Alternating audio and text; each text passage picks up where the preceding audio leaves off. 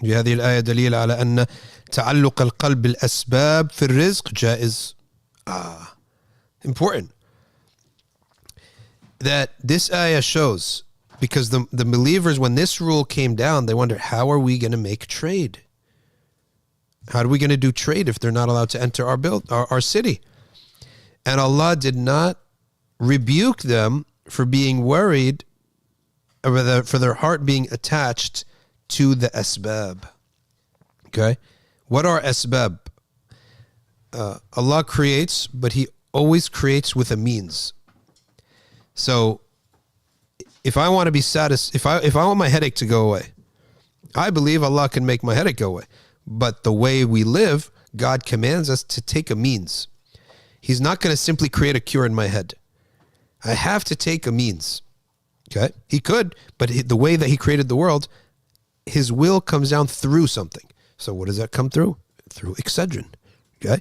So I'm going to take an Excedrin because Allah told us to take the means of this world. Asbab, or means. So at that point, your heart may, because we're humans, get attached to the Excedrin and the water and the coffee, right? He's saying that this by itself is not blameworthy. It's not blameworthy because you're a human being. You know that everything is from Allah, but Allah He gives you what you want through means. So if you get attached to the means, you're human. It's acceptable. So Qurtubi is saying that أن تعلق القلب بالأسباب في الرزق جائز. Okay? And it does not negate relying upon God and belief in God. لا ينافي التوكل. وليس بذلك بمناف للتوكل.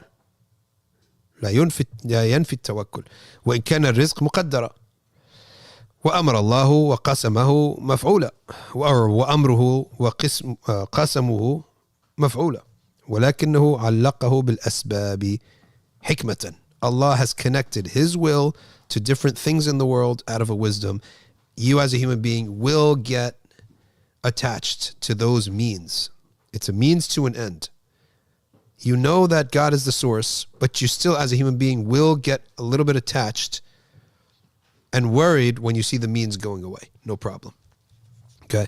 It does not negate your faith. And it doesn't negate that you rely on Allah or you understand things properly. يعلم القلوب التي تتعلق بالأسباب من القلوب التي تتوكل على رب العالمين. All right? So it's not necessarily, this is not an acceptable state or a good state, but it happens.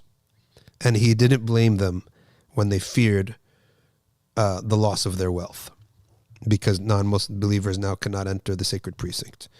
وقد تقدم أن الأسباب لا ينافي التوكل. And we know that seeking out the means of things does not negate relying upon God. Okay?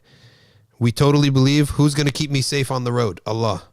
Yet, I have to put my seatbelt on. I got to make sure there's air in my tires. I got to follow the rules. I got to look when I'm driving. All that stuff. It doesn't negate that I believe that Allah is in control.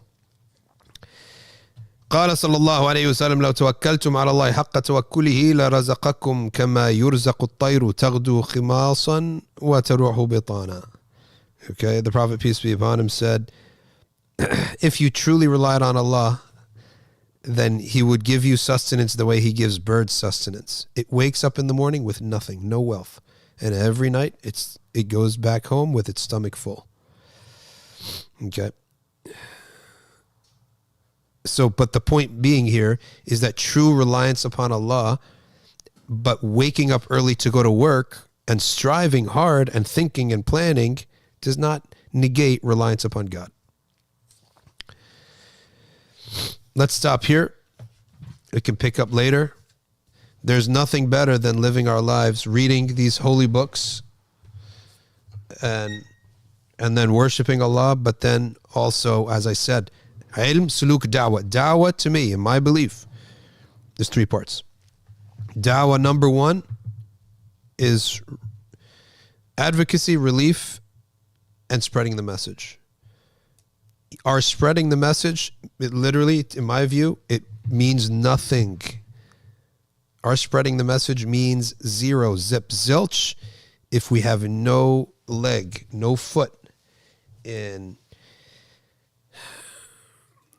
relief work for the poor and advocacy of the oppressed. That's why we have the soup kitchen.